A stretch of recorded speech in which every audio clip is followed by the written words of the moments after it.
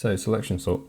So here we have an unordered array and we want to sort it in ascending order using selection sort. So how selection sort works is it loops through the array, it finds the minimum value. It usually chooses, say, the first value is the minimum value, and what you do is you compare each other item in the array to the minimum value, and once you get a value less than 1, you reassign the minimum.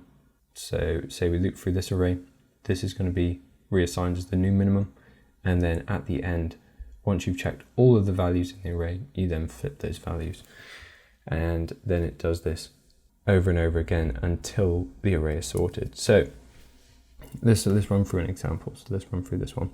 So we have 2. So we have, this is the current minimum. We have I and we have j, because we need to do it a number of times, right? So we loop through. So we check 4. Is that less than 2? No. We check 3. Is that less than 2? No. 6. Is that less than 2? No. 5. Is that less than 2? No. J gets to 1. Then 1 is less than 2, so we reassign the minimum value to 1. So minimum comes here. Now what do? We just need to do the flip. So we flip I and the minimum, or the number at the minimum. So what we'll do here is we'll just switch that with 1, flip that with 2. Then what we'll do is we will clean this up, and we'll start again at the next stage. So we move on to the next part. So 4 is the current minimum. We move j across. So j is at 3. Is 3 less than 4? Yes, it is. So we reassign the minimum to 3. Yep. Now we move j along. Is 6 less than 3? No. So we move along. Is 5 less than 3? No. So we move along. Is 2 less than 3? Yes, it is. So we reassign the minimum again to this value. And then the last thing we do after this iteration is we flip I with the minimum value. So we flip 4 and 2. So 2 goes here and 4 goes at the end here. After we clean this up, we've moved along now, so we can restart this process. So minimum I j. So the minimum's at 3, so we move j along. 6 and 3. 6 is greater than, so we move along. 5 is greater than, so we move along. 4 is greater than 3. So in this case, nothing happens because it's in order. So minimum I j. Move j along. Is 5 less than 6? Yes, it is. So we reassign the minimum to 5. Then we move j along. Is 4 less than 5? Yes, it is. So we reassign the minimum again to 4. And then we finish this loop. So we can convert I and minimum value. So 6 and 4 get flipped. So this becomes 4 and this becomes 6.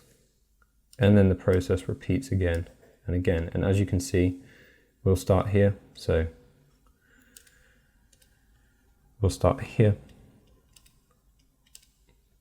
5 is less than 6. So this doesn't get changed. And we finish the sorting.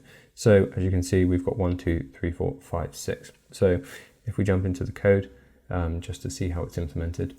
Okay, so here we are in the code editor. We have a function called selection sort, which takes in a nums array. And at the bottom, we're just console logging the selection sort function being called with the array that we used in our example. So as we mentioned in the example, there is going to be a need for 2 loops. So we're going to be tracking I and j.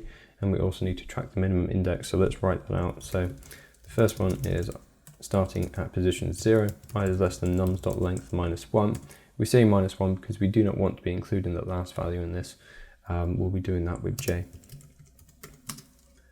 So let min index equals I. So the min index after every iteration always needs to be updated with I. And then for j,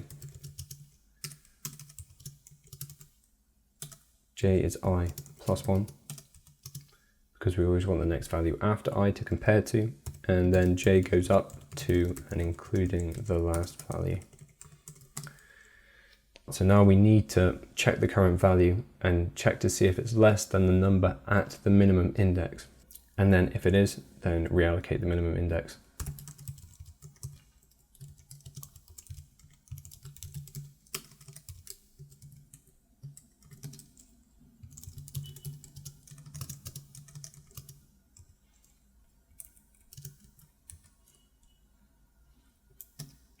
Lastly, what we need to do is after we've reallocated the min index and all the values in the array have been looked at, then we need to flip the number at I with the num at the minimum index. So that'll be nums at I, nums at min index equals nums min index,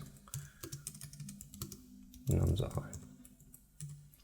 And then lastly, we just need to return nums.